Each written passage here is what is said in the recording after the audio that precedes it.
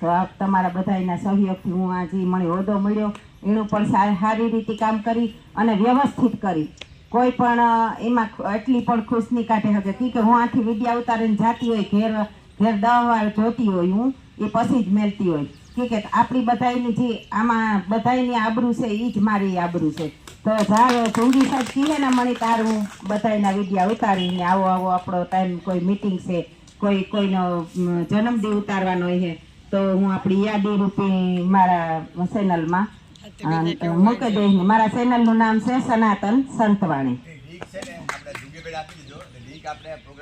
છે લગભગ સાહેબ પાસે તો છે સાહેબ પાસે છે.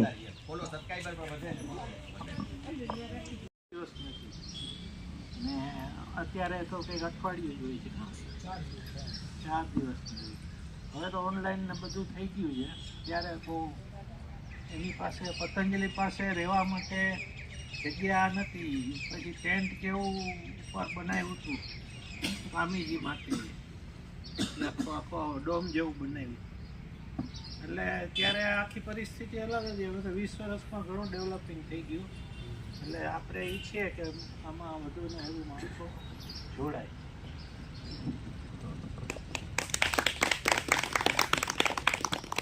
ચલો તો આ રીતે ભાઈઓની પણ આપણે નિયુક્તિ થઈ ગઈ ને આપણા યોગ ક્લાસનો વિકાસ કરવા માટે બહેનોના યોગ ક્લાસની આપણે નિયુક્તિ કરી. બરાબર, દરેક બહેનોની આપણે અહીં જે સક્રિય છે એને એ પ્રમાણે હોદ્દા તો ખાલી નામને જ છે. બરાબર, કાર્ય તો બધાએ કરવાનું છે. એટલે આ રીતે આજે આપણે નક્કી કર્યું હતું કે નવી નિયુક્તિ કરવાની. તો એ બધું સારી રીતે થઈ ગયું, બધાની સર્વસંમતિથી થઈ ગયું. તો આ રીતે એકબીજાને સાથ ને સહકાર આપવાનો છે. આપણે અહીંયા ઓમકારેશ્વર મહાદેવની મંદિરની અંદરમાં કંઈ પણ પ્રોગ્રામ હોય તો આપણા આખો ક્લાસ ત્યાં જવાનું આમંત્રણ આપે કે ભાઈ અહીંયા છે આ કાર્યક્રમ તો ત્યાં જવાનું. આપણે કોઈ રાષ્ટ્રીય કાર્યક્રમ હોય તો સ્વામીજી કહ્યું કે બધા પતંજલિવાળા જેટલા હોય એક જગ્યાએ નક્કી કરવાનું એટલે અહીંયા બધા ભેગા થાય. બરાબર, તો એ રીતે આપણે જે રાષ્ટ્રીય કાર્યક્રમ આવશે તે આપણે નક્કી કરશું કે ક્યાં ઉજવણી કરવાની, અહીં કરવી કે અહીંયા કરવી. તો આપણા બધા અહીંયા ના હોય તો અહીં આવે ને અહીં ના હોય તો અહીંયા જાય. બરાબર, એટલે બધા હળી મળીને રહેવાનું છે, શાંતિથી યોગ કરવાનો છે. યોગ કરશો એટલે શાંતિ તો આપોઆપ આવી જશે. બરાબર, બીજું વિશેષ તો કંઈ કહેવાનું નથી. અમારે જો સોશિયલ મીડિયા પ્રભારી બરાબર શાંતિબેન એનું કાર્ય ત્યાંથી જ સંભાળી લીધું એને. બરાબર, ને એના જે યુટ્યુબરો છે ને એના યુટ્યુબર ગ્રુપની અંદર ખૂબ જ મોટી સંખ્યા છે. તો આપણા યોગનું પણ ત્યાં સુધી મેસેજ પહોંચી જશે. બરાબર, તો બિપિનભાઈને પણ હવે થોડીક વિનંતી કરીએ કે 2 મિનિટ જે મહેમાનો આવે છે તો એનું આપણે સ્વાગત કરો ને આપણે જે અહીંયા જે હાલે છે તો એ 2 મિનિટમાં થોડું માર્ગદર્શન આપશે. માતૃપ્રેર સંસ્થામ નમસ્તસ્ય નમસ્તસ્ય નમસ્તસ્ય નમો નમઃ યાદરી સર્વભૂતસુ શક્તિરૂપેર સંસ્થામ નમસ્તસ્ય નમસ્તસ્ય નમસ્તસ્ય નમો નમઃ. સર્વ બહેનોને, માતાઓને, ભાઈઓને, વડીલોને પ્રણામ.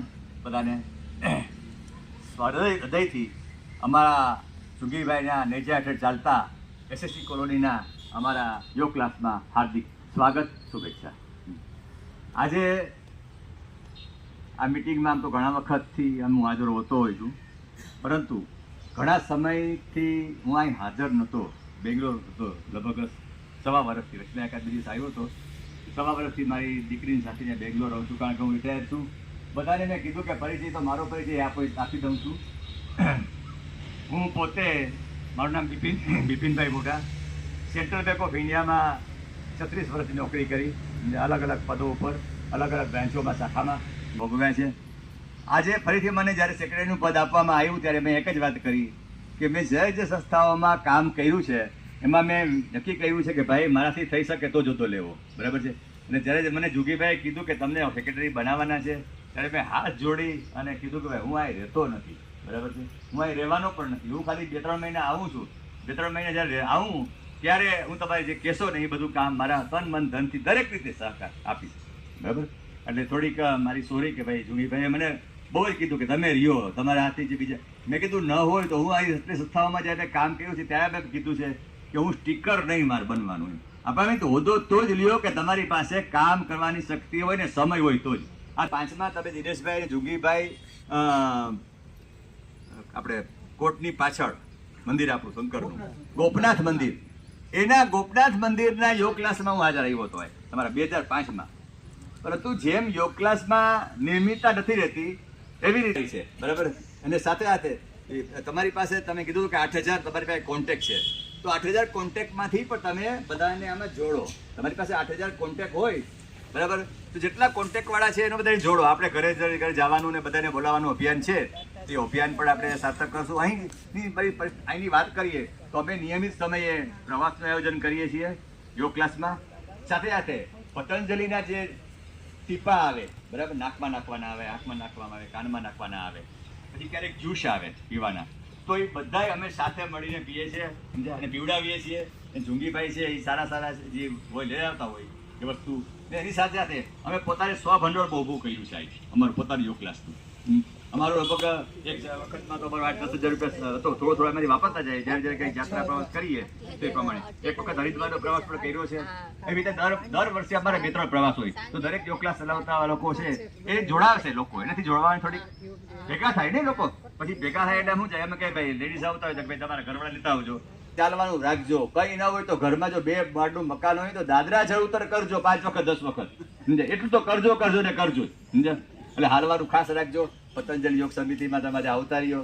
હું તમને કહી દઉં, બધા જાણી છો, બુધવારેથી હું સ્કોટલેન્ડના પ્રવાસે જાઉં છું. 6 મહિના ત્યાં છું.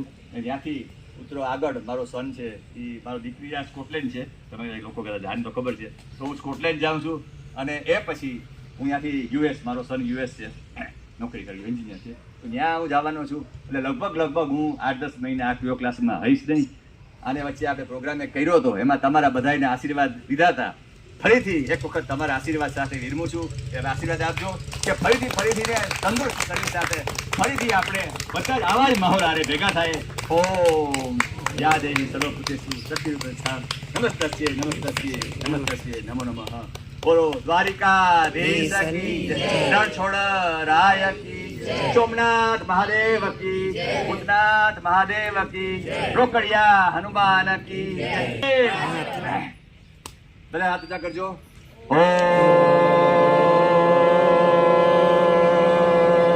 નમઃ પાર્વતી પતે હર હર મહાદેવ. ઓમ થેન્ક યુ. ચલો આભાર. આપણે ખૂબ જ સારી રીતે હા આજે